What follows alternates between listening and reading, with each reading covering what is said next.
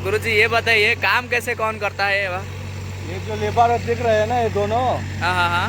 ये है रोटेशन का और लोडेशन का, है ना। तो ये hi friends, welcome back my channel. मु तम दादा पु भाई गंजामाई गणेश। तो आज आसुंदु जानिबा रिग मशीन विषय। एही मशीन टे एक ड्रिलिंग रिग जहाको साधारणतः खणी किंबा पहाड़ काटिबार स्थान रे व्यवहार करा जाए। एही मशीन साहाय्य टाण पत्थर भितर होल करा जाए, परे सेही होल भितर विस्फोरक भरी पत्थर को ब्लास्टिंग करा जाए। एथे चक्क बदल रे चेन लागिछि, जहा फल रे एहा उबुडा खाबुडा पथुरिया रास्ता किंबा पहाड़ उपरे सहजरे चढ़िबारे अनेक गुड़िए होस पाइप लागि रहिछि, जहा हाइड्रोलिक प्रेशर माध्यम रे मशीन को अधिक शक्ति प्रदान करिथाए।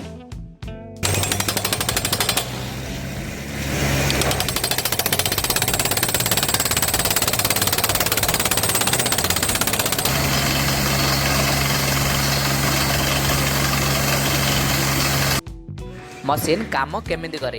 एही मशीन सहित एक बड़ एयर कंप्रेसर जोड़ा होइथाए। सेही कंप्रेसर रु पाइप माध्यम रे प्रबल बेगरे पवन आसे। सेही पवन ड्रिलिंग रड भीतर देई तळकू जाए एवं तळे थिबा हामर को खूब जोर रे पत्थर उपरे पिटी पिटी बुलाइबा पई शक्ति देइथाए। तापरे हा 100-200 फुट तळकू होल कर दिए।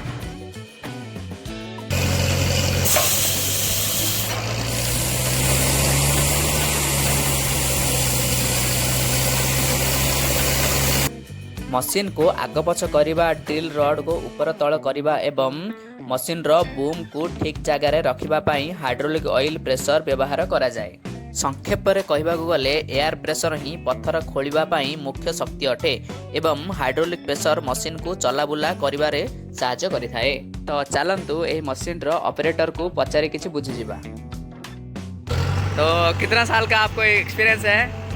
ये काम कर रहे हैं आप 7-8 साल हो गया। 7-8 साल हो गया। नहीं तो गुरुजी ये बताइए काम कैसे कौन करता है? ये जो लेबर दिख रहे हैं ना, ये दोनों, हाँ हाँ हाँ। ये है रोटेशन का और लोडेशन का, है ना। तो ये किधर का मतलब कि इसको नीचे खींचेगा तो मोटर, वो वाला मोटर जो है वो नीचे आएगा। हाँ वो नीचे तो इधर ढक्कन देगा तो ऊपर जाएगा। अच्छा ऐसा है। इसको इधर खींचेगा तो घूमेगा, इधर धक्का मारेगा तो इधर घूमेगा, उल्टा घूमेगा। अच्छा ऐसा है। ये तो लेबर देख रहे हैं ना। हाँ हाँ हाँ।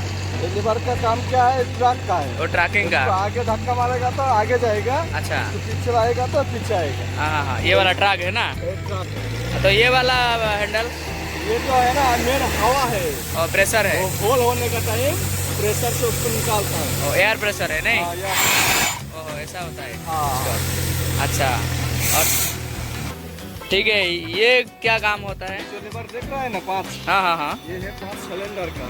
अच्छा। 1 नंबर, ये 2 नंबर, हाँ हाँ। ये 3 नंबर, ये 4 नंबर, ये 5 नंबर। अच्छा अच्छा, जो ऊपर डीजी है वो कैसे स्टार्ट होता है? इसका क्या बोलो उसके बारे में? है ना बटन, उसको चालू करता है, चाबी से ऑन करता है।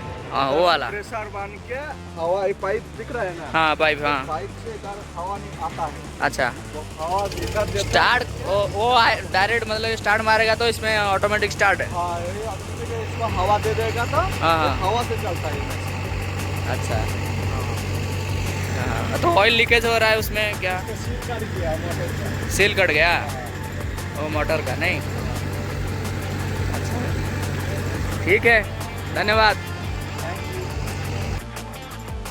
एमिति आमे छेणी उपरे हाथ रिपिटु, सेमिति एही मशीन पत्थर उपरे सेही लोहा बीट को प्रति मिनिट रे हजार हजार थर पिटिथाए। पिटिबा सहित एही मशीन धीरे धीरे ड्रिलिंग रड को भीतर को पुराई थाए, जहा फल रे गातटी समान भाव रे होल होइथाए।